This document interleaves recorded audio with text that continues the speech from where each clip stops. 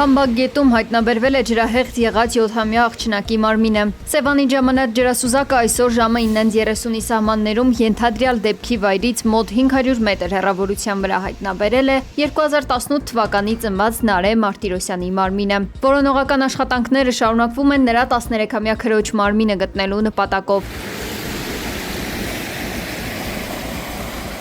Վանաձորում բնակվող քույրերին որոնում են հունիսի 15-ից։ Մինչ օրս ստացված տեղեկությունների համաձայն նրանք հասարակական կազմակերպություն գնալիս են եղել։ Փորձել են ճանապարհը կրճատել ու անցել են գետի խողովակի վրայով։ Ականատեսների խոսքով մի քույրն ընկել է ու սկսել խեղդվել, մյուսը փորձել է օգնել ու ինքն էլ է հայտնվել գետում։ Մի քանիսն էլ լսել են, որ գետի մոտից մեկը գոռում է. «Մամա ջան, օգնեք»։ Տեղում աշխատող փրկարարները նշել են, որ գետը սովորականից ավելի վարար է։ Որոնողական աշխատանքներն անգամ բարդացել են դրա պատճառով։ Երկու օր տևած որոնումների ընթացքում լոռի են ժամանել տարբեր մարզային վարչությունների փրկարարներ, ջրասուզակներ, բազմաթիվ կամավորներ ու տեխնիկա։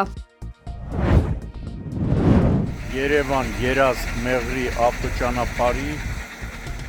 Հունիսի 16-ին խոշոր ու ողբերգական ավտովթար է տեղի ունեցել Արարատի մարզում։ Ժամը 21:10-ի սահմաններում Երևան-Մեղրի ավտոճանապարհի Լանջար գյուղի տարածքում բախվել են իրանական համարանիշներով Volvo Մակնիշի բեռնատարը եւ Mercedes Մակնիշի մարդատարը։ Ինչպես դեպքի վայրից հայտնել է ֆոտոլրագրող Գագիկ Շամշյանը, վթարի հետևանքով 1 հոգի տեղում մահացել է։ Կա 5 վիրավոր, որոնցից 3-ը անչափահաս են։ Վիրավորները տեղափոխվել են հիվանդանոց։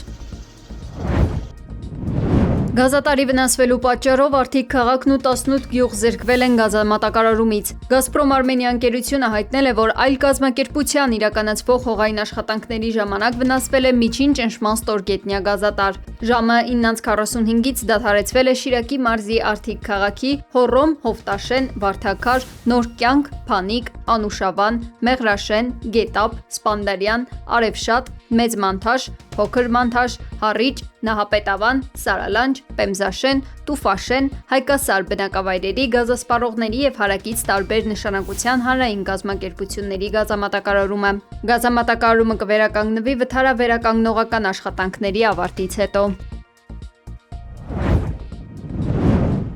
Եվրահանձնաժողովը շտապ կարգով միջոցառումների փաթեթ է պատրաստում Հայաստանի հետ առևտուրը մեծացնելու համար։ Դաշնության մի շարք ապրանքների արտահանման սահմանափակումների ֆոնին, գրել է Financial Times պարբերականը։ Թերթը հոդվածում նշել է, որ Բրյուսելը մշակում է այսպես կոչված ինքնավար առևտրային միջոցառումներ, որոնք կնվազեցնեն հայկական սննդամթերքի եւ գյուղատնտեսական արտահանման մաքսատուրքերը։ Ըստ պարբերականի միջոցառումները, որոնք պետք է հաստատեն ԵՄ անդամ պետությունների մեծամասնությունն ու Եվրախորհրդարանը, կընդգրկեն ապրանքների 20 կատեգորիաների մեծ մասը, որոնց արժեքը տարեկան կազմում է մոտ 420 միլիոն եվրո։ Բայց միևնույն ժամանակ Հայաստանից արտահանվող մի շարք ապրանքներ հարցեր են առաջացնում ԵՄ-ի ներսում։ Դա վերաբերում է առաջին հերթին կոնյակին, Հայաստանից արտահանվող հիմնական ապրանքներից մեկին, հաշվի առնելով կոնյակի արտադրության կարևորությունը Ֆրանսիայի համար։ Մեկ այլ խնդիր է նաև դեպի ծով ելք չունեցող երկրից Թուրքիայի կամ Վրաստանի միջոցով փչացող ապրանքների տեղափոխման դժվարությունը։ Այս եւ մնացյալ խնդիրները դեռ քննարկում են ԵՄ-ի ներսում, որոշման դեռևս չեն եկել, հաղորդել է թերթը։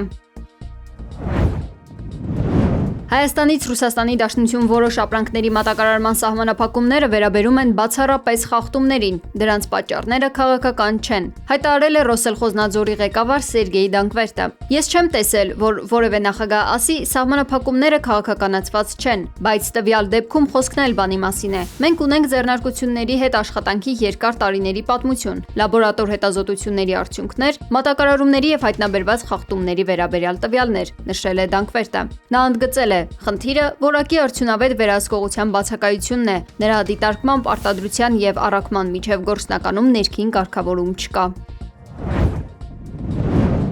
Լիբանանից նահանջ չի լինի, ոչ ուրբաթ եւ ոչ էլ ուրբաթից հետո։ Մենք պահպանում ենք Իսրայելի պաշտպանության բանակի գործողությունների լիարժեք ազատությունը Լիբանանում, ասել է Իսրայելի ֆինանսների նախարար Բեզալել Սմոտրիչը։ Մենք կմնանք հարավային Լիբանանում, կխորացնենք մեր ներկայությունը այնտեղ։ Քանի դեռ Հեզբոլլահը զինաթափված չէ, մենք այնտեղ կմնանք երկարաժամկետ հիմունքներով, այնքան տարի, որքան անհրաժեշտ կլինի, նշել է Սմոտրիչը։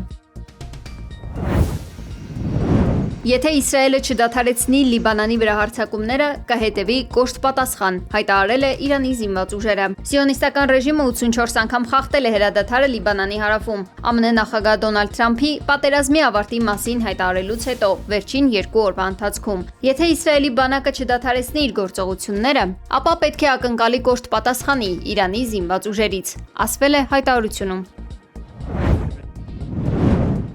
Ռուսաստանը հայտարարել է Կանադայի քաղաքացիների նկատմամբ պատժամիջոցային սահմանափակող ցանկի ընդլայնման մասին, ի պատասխան Օտավայի նոր սահմանափակող միջոցների։ Դաշնության արտգործնախարարության տվյալներով ցուցակում ներառվել է Կանադայի 103 քաղաքացի, որոնց այսուհետ մշտական հիմունքներով արգելվում է մուտք գործել Ռուսաստանի տարածք։ Սահմանափակումներն անդրադարձել են Կանադայի քաղաքական եւ պետական համակարգի տարբեր մակարդակների ներկայացուցիչների վրա։ Դրանց թվում են սենատորներ եւ խորհրդարանի վերին պալատի անդամներ, համայնքների պալատի падգամավորներ, ներառյալ գործող նախարարներ եւ գերատեսչությունների ղեկավարներ, պետքարտուղարներ եւ խորհրդարանական քարտուղարներ, ինչպես նաեւ մի շարք քաղաքական ու հասարակական գործիչներ, որոնց թվում նախկին դիվանագետներ եւ կազմակերպությունների ղեկավարներ են։ Ռուսական արտաքին քաղաքական գերատեսչությունից հայտարարել են, որ միջոցները ձեռնարկվել են որպես պատասխան արձագանք Կանադայի պատժամիջոցային քաղաքականությանը եւ կրելու են անժամկետ բնույթ։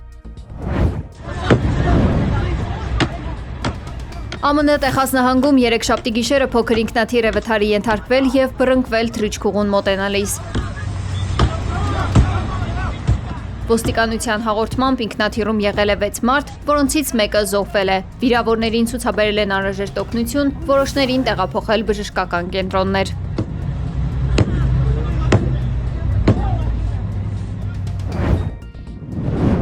Հանդուգն կողոպուտ է տեղի ունեցել Մեծ Բրիտանիայում։ Հանցագործներն ամբարձիչը մոտեցրել են բանկի գրասենյակին եւ պատից պոկել բանկոմատը։ Ոստիկանությունից հայտնել են, որ ամբարձիչը նույնպես գողացված է եղել։ Կողոպտիչներն այս քայլին դիմել են հանուն մի քանի տասնյակ հազար ֆունտի։